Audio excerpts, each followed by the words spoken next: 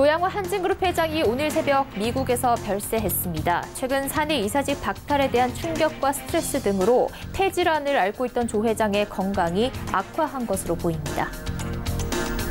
오늘 조양호 회장의 별세 소식이 전해지면서 한진그룹사들의 주가가 급등세를 보였습니다. 그룹 지배구조 재편이 본격화할 것이라는 기대감이 작용한 것으로 보입니다. 봄 성수기를 맞아 주말 모델하우스엔 관람객 수만여 명이 몰렸습니다. 일부에선 집값 반등의 신호라는 목소리도 나오지만 아직까지는 조금 더 상황을 지켜봐야 할 것으로 보입니다. 정부가 서울 독산동 등 뉴딜 사업지 22곳을 선정하고 총 1조 4천억 원을 투입합니다. 이들 지역에 혁신 거점을 조성하고 지역 밀착형 SOC 조성을 확대한다는 계획입니다. 센 뉴스 플러스 잠시 후 뵙겠습니다.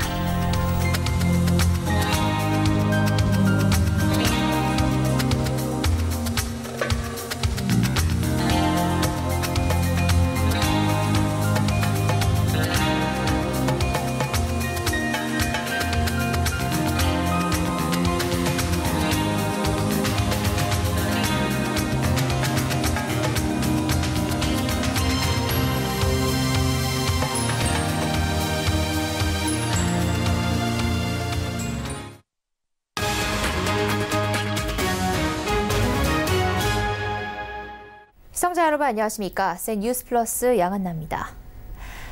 국내 항공업계 큰 별인 조양호 한진그룹 회장이 오늘 새벽 별세했습니다. 폐질환을 앓고 있던 조 회장은 미국에서 체류하며 치료 중이었는데요. 최근 사내 이사직 박탈에 대한 충격과 스트레스 등으로 건강이 악화하면서 결국 미국 로스앤젤레스 지역의 한 병원에서 생을 마감했습니다. 김혜영 기자입니다. 조양호 회장이 숙환으로 별세했습니다. 향년 70세입니다. 사인은 폐 질환인데 조 회장은 그간 미국에서 치료를 받아왔습니다. 얼마 전 열린 주주총회에서 사내 이사 연임에 실패한 후 병세가 악화된 것으로 알려졌습니다. 한편 올해는 대한항공 창립 50주년을 맞는 해입니다. 세상을 떠난 조양호 회장은 대한항공은 물론 국내 항공산업과 지난 반세기 역사를 함께한 인물입니다. 조 회장은 1974년에 대한항공에 입사한 이후 1999년 대한항공 회장에 이름을 올렸습니다. 이후 부친 타계 후 2003년부터 한진그룹 회장직을 맡아왔습니다. 45년간 경영활동에 매진하며 운송 물류 전문 기업으로 한진그룹의 위상을 높여왔다는 평가를 받았습니다. 조 회장이 이끈 대한항공은 창립 당시인 1969년에 비해 취향국가는 43배, 보유 항공기수는 21배로 늘어나는 등 우리나라를 대표하는 국적 항공사로 성장했습니다.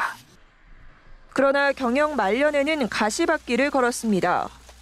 장녀인 조연아 씨의 땅콩 회항 사건을 시작으로 자녀인 조현민 씨의 물컵 갑질 등 잇따른 가족 갑질로 여론의 문매를 맞았습니다.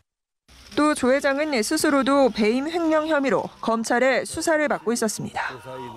여기에 더해 얼마 전 열린 주총에서 고 조양호 회장은 주주들의 손에 내쳐지는 수모를 당했습니다. 사내 이사직을 박탈당한 건데 재벌 오너가 주주들에게 경영권을 잃은 첫 사례로 남게 됐습니다. 서울경제TV 김혜영입니다. 조양호 한진그룹 회장의 별세 소식이 전해지면서 한진그룹사들의 주가는 급등세를 보였습니다. 그룹 지배구조 재편이 본격화할 것이라는 기대감이 작용한 것으로 보입니다. 앵커 리포트입니다. 조양호 한진그룹 회장의 별세 소식이 전해진 오늘 한진그룹 관련주들은 장이 열리자마자 일제히 급등세를 보였습니다. 오늘 유가 증권시장에서 한진칼로는 전거래일보다 29.91% 상승한 21,500원의 거래를 마감하며 상한가를 기록했습니다. 한진칼 20.63%, 한진 15.12%, 대한항공우 14.49%, 대한항공 1.88% 상승 마감했습니다.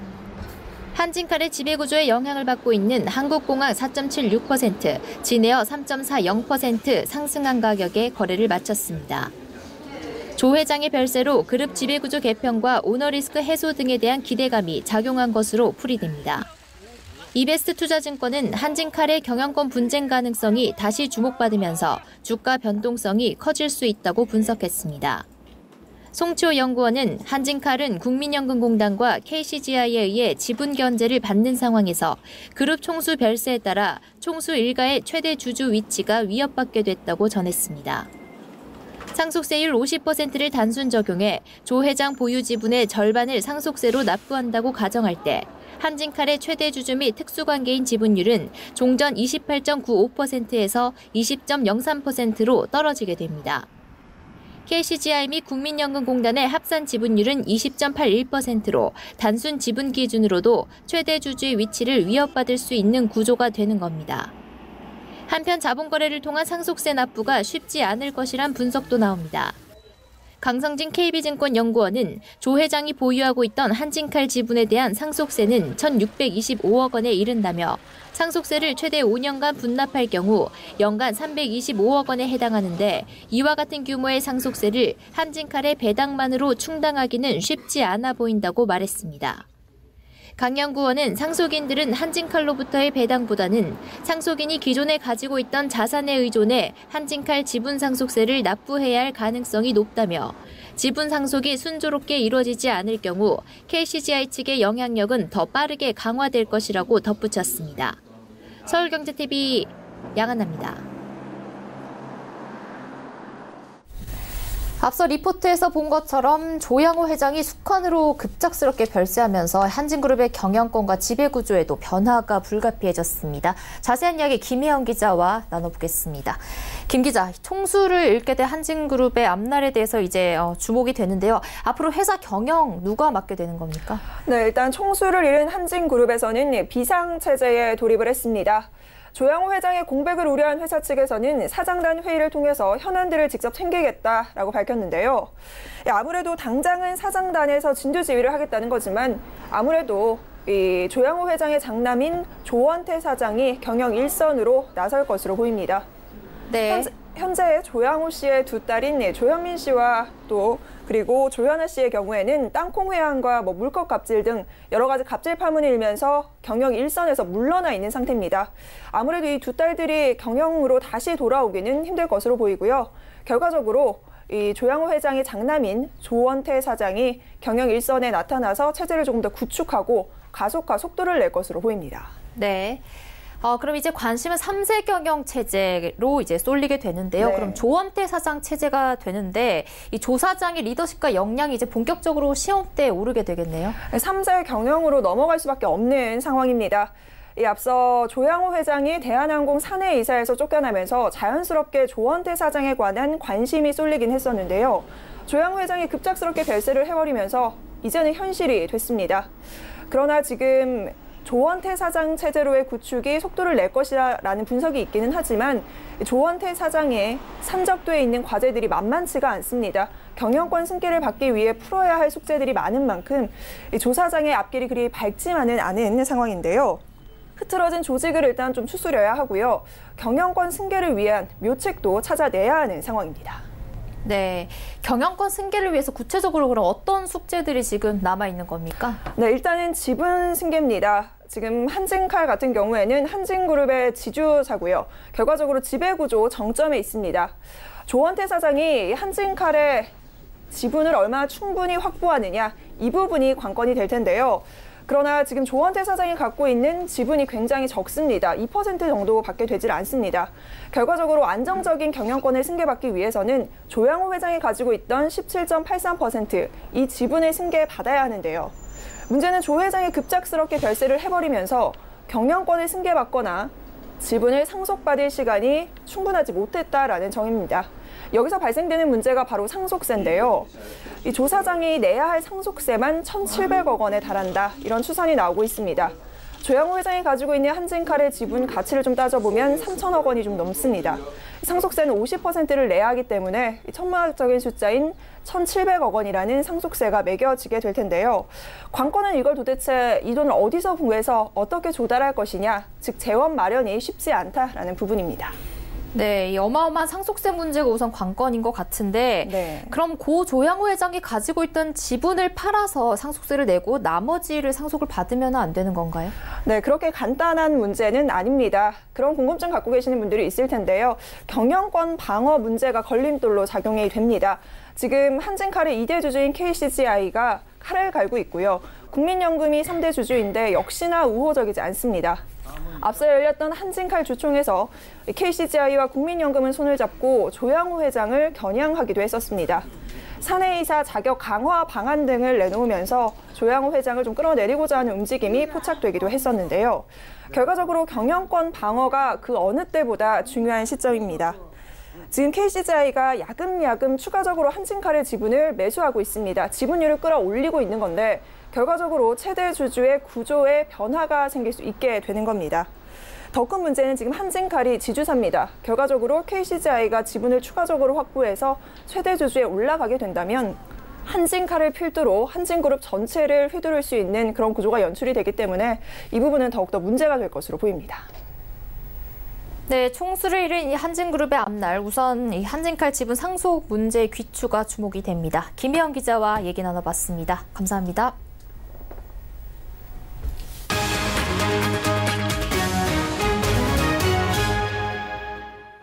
이 봄 성수기를 맞아 모델하우스 곳곳엔 주말 동안 방문객 수만여 명이 몰렸습니다. 이를 두고 집값 반등의 신호라는 목소리가 나오는데 전문가들은 여전히 녹록지 않다라는 전망을 보이고 있습니다. 유민호 기자입니다. 서울 동대문구에 문을 연 청량역 한양수자인 192 모델하우스. 지난 주말 3일간 방문객 3만여 명이 이곳을 찾았습니다. 경기 고양시 일산역 일대에 들어설 이편한 세상 일산 어반스카이 분양 현장에도 2만여 명이 다녀갔습니다. 지난주 1순위 청약을 마감한 힐스테이트 북일에는 939가구 모집에 청약 통장 약 7만 2천 개가 쏟아졌습니다.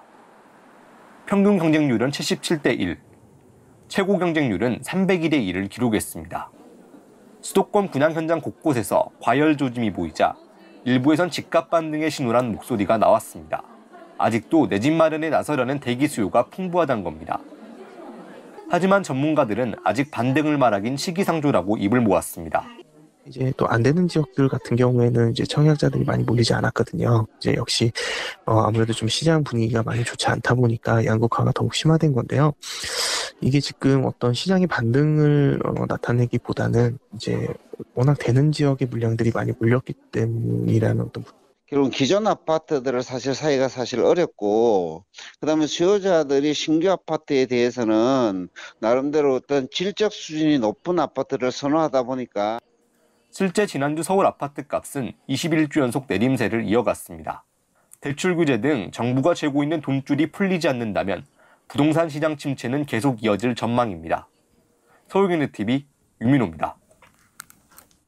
지난 주말 경희궁 공원 한켠에는 2,000여 그루의 나무가 새로 뿌리 내렸습니다. 매년 식목일쯤에 나무 심기 행사가 있지만 이번 행사는 특별합니다. 걷지 못해 집 밖에 나오기 힘든 장애 아동들이 한 그루 한 그루 나무를 심었다고 하는데요. 이 장애 아동들의 이동권을 높여주기 위해 아이들 체형에 맞는 휠체어 키트를 제공하는 사회 공헌 활동을 하고 있는 상상인 그룹이 식목일을 맞아 희망나무 심기 행사를 열었습니다. 약 500여 명이 함께한 현장에는 무엇보다 아이들의 웃음꽃이 활짝 폈다고 합니다. 고현정 기자가 현장에 다녀왔습니다. 노란 꽃이 만개할 산수유나무 묘목과 산딸기가 빨갛게 매달릴 산딸나무 묘목이 어린 손마다 들렸습니다. 휠체어에서 잠시 내려와 직접 나무를 심고 물을 주는 아이들의 표정은 무척이나 밝습니다. 이날 심긴 나무에는 장애 아동의 삶도 똑같이 행복하길 바라는 메시지부터 빨리 걷게 해주세요, 의사되기 등 각자의 소망이 적혀 있습니다. 오늘 제가 처음 나무를 심어왔는데 나무가 심으니까 되게 뿌듯하고 기분이 좋았어요. 제 메시지가 나무가 무럭무럭 잘 자라서 이 지구에 도움이 되면 좋겠다고 썼는데 그 바람들 잘 이루어졌으면 좋겠어요. 몸에 꼭 맞는 휠체어를 직접 운전해 바깥으로 나온 아이들은 풍선 아트 공연과 페이스 페인팅 등 다양한 이벤트에도 적극적으로 참여하며 즐거운 시간을 보냈습니다. 이는 상상인그룹이 지난 6일 서울 경희궁공원에 마련한 장애아동 희망나무 심기 행사 현장으로 장애아동 가족 70팀과 상상인그룹 계열사 임직원, 종로구청 관계자 등 총 500여 명이 참석했습니다. 식목일을 맞아서 이 아이들을 초청하여 의미 있는 희망나무 심기 행사를 진행하며 자칫 소극적인 모습을 보이기 쉬운 이 아이들이 가족과 이웃과 또 환경을 위해 스스로 힘을 보태고 적극적인 삶의 태도를 갖도록 돕는 것이 이 사회공헌 활동의 목적입니다.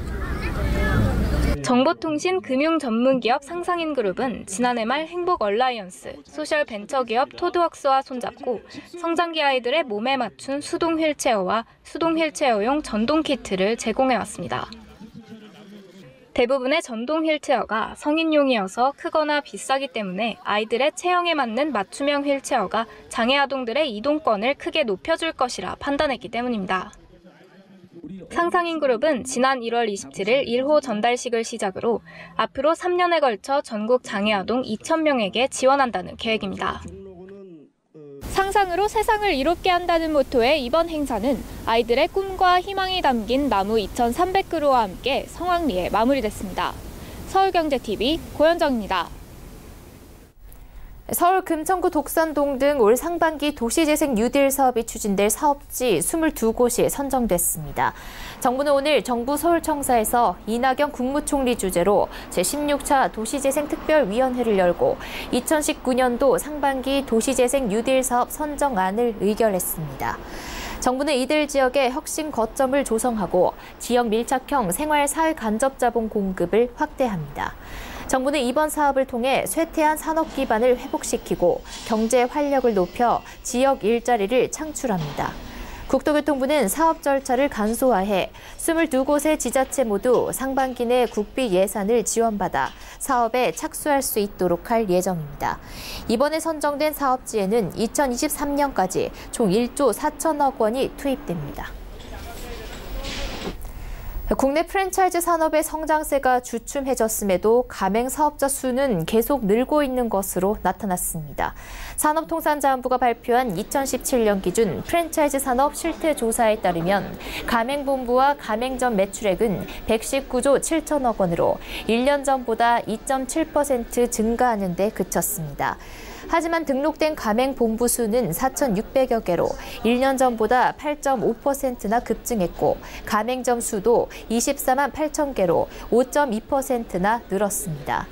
프랜차이즈 산업 성장세는 둔화한 데 반해 가맹 사업자 수는 급증하면서 가맹 본부당 평균 매출액은 7.1%나 급감했습니다. 가맹점당 매출액도 2억 8천만 원으로 1년 전과 같은 수준에 머문 것으로 조사됐습니다. 한편 한국은 일본과 비교해 인구는 41%인데 반해 가맹본부 수가 약 3.5배로 시장 포화 상태인 것으로 분석됐습니다. NH농협금융이 디지털 연구개발과 핀테크 기업 육성을 위해 금융권 최대 규모 핀테크 랩인 NH디지털 혁신 캠퍼스를 조성했습니다. NH농협금융은 오늘 오전 서울 양재동에서 NH디지털 혁신 캠퍼스 출범식을 개최했습니다. 이곳엔 스타트업 전문 육성 프로그램 NH디지털 챌린지 플러스에 선정된 33개사가 입주합니다. 공모에 지원한 190개 기업 중 농업 식품 관련 기업 5개사, 금융 관련 기업 19개사, 부동산 관련 기업 5개사 등이 선정됐습니다. 김광수 NH농협금융 지주회장은 출범식에서 200억 규모의 디지털 혁신 펀드를 조성해 핀테크 스타트업에 지원을 아끼지 않겠다고 밝혔습니다. 자리에 참석한 최종구 금융위원장은 금융회사와 스타트업이 동고동락하며 상생관계로 발전하는 캠퍼스가 되길 기대한다고 말했습니다. 농협금융 측은 핀테크 업체들의 입주 공간을 제공하고 초기 자본금을 투자하는 것은 물론 농협과의 제휴를 통해 신사업 모델을 발굴하는 데 혁신 캠퍼스를 활용합니다. 또 학계와 법률, 투자, 기술 컨설팅 분야의 전문가를 뽑아 핀테크 기업 성장에 필요한 자문 서비스도 제공합니다.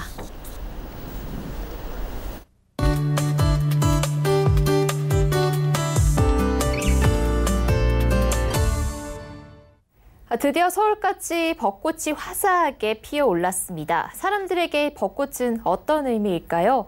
용혜원 시인은 겨울 내내 드러나지 않던 은밀한 사랑, 봄볕에 몸이 화끈하게 달더니 온 세상 천지에 소문내고 있구나. 웃음꽃 활짝 피워 감동시키고 있구나라며 벚꽃은 사랑이며 감동이라고 말합니다. 그런데 이 벚꽃이 경제에도 많은 영향을 주면서 벚꽃 경제라는 말까지 생겼다고 합니다. 오늘은 이 벚꽃과 경제의 관계에 대한 이야기 나눠보도록 하겠습니다. K웨더 방기성 예보센터장 나와 계십니다. 안녕하세요. 네, 안녕하세요. 네.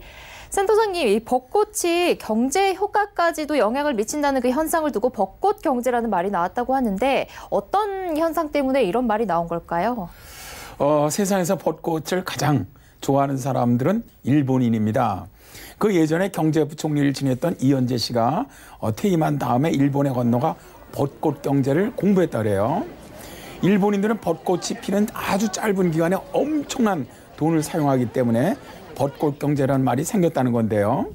그래서 일본의 기상 회사들은 벚꽃 개화와 만개 예보로 돈을 법니다. 일본 기상청이 벚꽃 개화 시기를 잘못 예보했다고 대국민 사과를 할 정도로 일본인에게 벚꽃 개화 시기는 아주 매우 중요하다는 것이죠. 그런데 벚꽃은 일본인만의 전유물은 아닙니다. 프랑스라든가 북유럽에서도 벚꽃은 많은 사람들의 사랑을 받고요. 우리나라에서도 벚꽃이 피는 시기에 많은 사람들이 벚꽃 나들이를 하죠. 네. 저도 벚꽃을 참 좋아하는데요. 벚꽃은 특히 봄날에 잠깐 볼 수 있는 꽃이잖아요. 그런 만큼 날씨에 가장 많은 영향을 받는다고 하던데 그 기온이나 습도가 조금만 차이가 있어도 개화 시기가 많이 달라진다고요? 네, 그렇습니다. 이젠 기상청에서 이제 이 벚꽃 개화 시기 예보를 하지 않아요. 그래서 제가 근무하는 K웨더에서 올 벚꽃 개화 시기 예보를 했는데 정말 이번에 3일 서울에 개화한다고 예측을 했는데 딱 맞았죠. 네. 아주 기분이 정말 좋습니다. 그런데 어쨌든 벚꽃이 피는 시기에 전국 각지에서 벚꽃 축제가 개최되기 때문에 사실 벚꽃 개화 시기 예보는 아주 매우 중요해요. 개화 시기에 따라서 수익에 많은 차이가 나기 때문인데요. 벚꽃 축제로 가장 유명한 진해 군항제의 경우 2015년에 252만 명이 넘는 관광객을 이끌어내면서 714억 원의 지역경제 효과를 냈다고 해요. 또 벚꽃 축제로 인해서 일자리 창출이라든가 지역 특산물 홍보라든가 지역 상권 활성화 등에도 아주 긍정적인 영향을 주면서 지역경제 활성화에도 아주 큰 도움이 됐다고 하는데요. 경포의 벚꽃 축제는 30억 원 넘게 지역경제에 도움이 됐다고 하고요. 벚꽃 연금이라고 불리는 벚꽃 엔딩 노래는 50억 원 넘게 수익을 창출했다고 합니다. 우리나라 사람들이 벚꽃을 좋아한다는 사실을 이용한 아주 마케팅도 많아요. 그 유명한 커피 전문점인 S사는 머그컵과 텀블러 등 매년 봄마다 체리블러썸 컨셉의 신상품을 선보이고 있는데요. 체리블러썸 에디션은 시즈너블한 특성을 담고 있어서 한정판으로 판매되고 또 판매 때마다 아주 조기 매진을 기록할 만큼 인기가 엄청납니다. 제 아들이 그걸 사려고 줄 섰다고 말하는 것을 보고 야, 벚꽃 공제 정말 대단하구나 하는 생각을 하기도 했습니다. 네. 이 벚꽃 축제는 정말 나날이 유명해지는 것 같은데요. 이외에도 벚꽃 마케팅이 또 많이 찾아볼 수 있다고요. 네, 그렇습니다. C콜라 회사는 콜라 벚꽃 디자인 스페셜 에디션을 한정판으로 출시했는데요. 화사한 분홍과 보라색 배경에 아주 흩날리는 벚꽃을 디자인을 해서 봄 분위기를 살린 제품입니다. 250ml 알루미늄 캔 한 종으로 출시가 됐고요. 할인점과 편의점 등에서 판매되고 있죠. 이 회사는 지난해에도 벚꽃 에디션이 너무나 뜨거운 반응을 보였다고 전하고 있어요. M편의점은 벚꽃 시즌을 맞아서 한정판 소떡꼬치 벚꽃 에디션을 출시했습니다. 소떡꼬치 벚꽃 에디션은 소떡꼬치의 소시지를 감싸고 있는 떡 부분에 분홍색을 입혀서 봄 분위기를 연출한 제품이라고 합니다.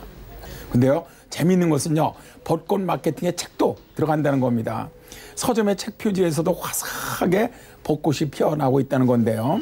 인기 도서들이 벚꽃을 표지에 그려놓은 리커버 에디션을 연이어 재출간하고 있습니다. 놀라운 것은요, 벚꽃은 지갑을 여는 힘이 세다는 거죠. 교보문고 3월 4주 베스트셀러 20위권에는 벚꽃 에디션만 3권이 오를 만큼 인기도 폭발적입니다. 한 대형 서점에 갔더니 따뜻한 벚꽃 피는 봄날 곰돌이 푸와 함께 꽃길만 걸으세요라는 광고 카피가 있더라고요.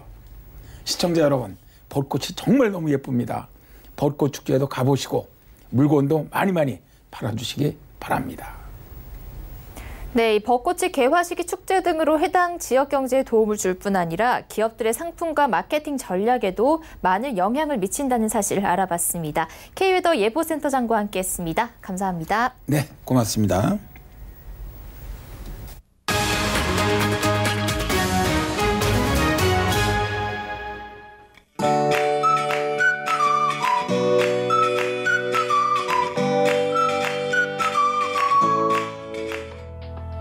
안녕하세요. K웨더 라이프스타일 예보 김단비입니다. 며칠간 건조함 속에 곳곳으로 크고 작은 화재 소식이 잦아 안타까웠습니다. 다행히 내일은 전국에 건조함을 식혀줄 반가운 단비 소식이 있는데요. 오후에 남부지방에서 비가 시작돼 밤에는 전국으로 확대되겠습니다. 예상되는 비의 양은 모레까지 제주도와 남해안이 최고 80mm, 강원 영동과 충청 이남은 최고 50mm가 되겠고요. 그 밖의 지역은 5에서 20mm가 예상됩니다. 또 제주도 산지 많은 곳은 150mm 이상의 많은 비가, 일부 강원 산지에는 15cm 이상의 많은 눈이 쏟아지기도 하겠습니다. 특히 강원 산지는 얼마 전 큰 화재가 있었던 만큼 또 다른 피해 없도록 미리 대비 잘해주시기 바랍니다.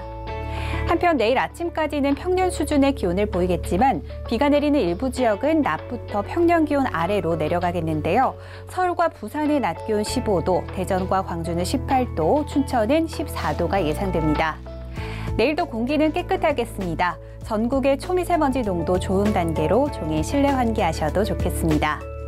내일은 동해상에 위치한 고기압의 가장자리에 들다가 중국 상해 부근에서 다가오는 저기압의 영향을 차차 받겠습니다. 다음은 자세한 지역별 날씨입니다. 중부지방 인천과 청주의 아침 기온 8도가 되겠고요. 낮 기온은 인천과 춘천 14도가 예상됩니다. 동해안 속초는 3도에서 시작해 낮에는 13도까지 오르겠고요. 강릉의 낮 기온은 14도가 되겠습니다. 남부지방 전주와 대구의 아침 기온 7도가 되겠고요. 한낮에는 전주 19도, 대구는 16도까지 오르겠습니다.